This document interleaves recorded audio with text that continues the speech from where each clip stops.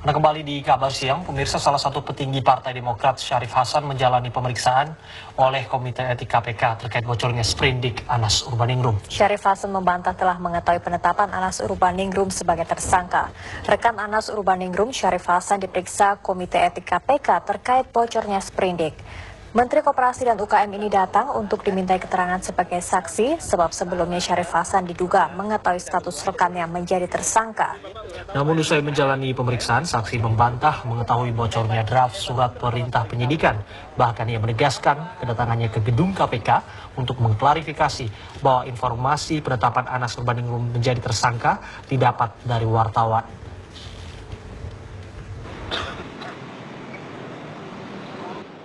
Bilang malam itu saya ditanya di doorstop wartawan, Pak, udah dengar belum Pak Anas sudah jadi tersangka? Jawaban saya, oh ya, kita tunggu aja kalau begitu. Tidak lebih tidak kurang dari itu yang saya jawab. Dan Komisi Pemberantasan Korupsi hari ini juga akan melanjutkan pemeriksaan para saksi untuk kasus dugaan suap impor daging serta kasus lainnya. Kita simak kabar selengkapnya dengan rekan Maya Puspita yang berada di gedung KPK. Maya.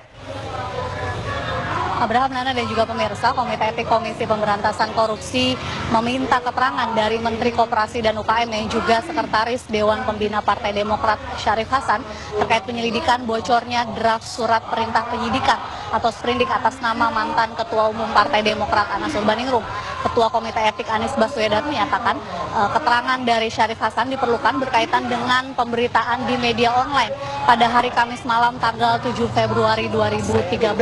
Di dalam pemberitaan tersebut dimuat pernyataan Syarif Hasan yang intinya ia telah mengetahui mengenai status Anas Urbaningrum sebagai tersangka. Usai menjalani pemeriksaan di gedung KPK selama sekitar 1 jam, Syarif Hasan memberikan klarifikasi. Ia membantah bahwasannya dirinya telah mengetahui seputar status Anas Urbaningrum sebagai tersangka. Ia pun menyatakan bahwasannya pemberitaan di media online tersebut mengandung unsur miskomunikasi dan bahwa Partai Demokrat menjunjung tinggi proses hukum yang ada di KPK. Draft sprindik yang menyebutkan status Anas Urbaningrum sebagai tersangka ini diduga beredar pada sekitar tanggal 7 ataupun 8 Februari 2013. Sementara KPK baru resmi menetapkan Anas Urbaningrum sebagai tersangka kasus dugaan suap berkaitan dengan proyek Hambalang pada tanggal 22 Februari 2013. Di dalam draft sprindik yang beredar di media massa tersebut terdapat tanda tangan dari Ketua KPK Abraham Samad dan juga 2 wakil Ketua KPK Zulkarnain serta Adnan Pandu Praja.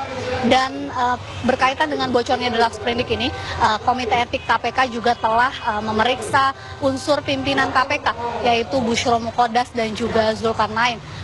Komite Etik juga telah memeriksa kalangan internal yaitu Direktur Penyelidikan, Direktur Pengaduan Masyarakat dan juga Ketua Tim Satgas kasus Hambalang. Komite Etik juga telah memeriksa beberapa kalangan eksternal seperti jurnalis dan juga hari ini memeriksa Menteri Koperasi Syarif Hasan. Selain berkaitan dengan bocornya sprindik, hari ini KPK juga kembali memeriksa sejumlah saksi dan juga tersangka kasus dugaan suap pengurusan kuota impor daging sapi di Kementerian Pertanian. Hari ini KPK kembali memeriksa Direktur PT Indoguna Utama Juat Effendi sebagai tersangka dalam kasus ini. Pemeriksaan terhadap Juat Effendi sampai saat ini masih berlangsung di dalam gedung KPK. Demikian yang bisa kami laporkan dari KPK. Kembali ke Abraham dan juga Nana. Terima kasih Maya Puspita melaporkan langsung dari gedung KPK Jakarta. Dan pemirsa, kabar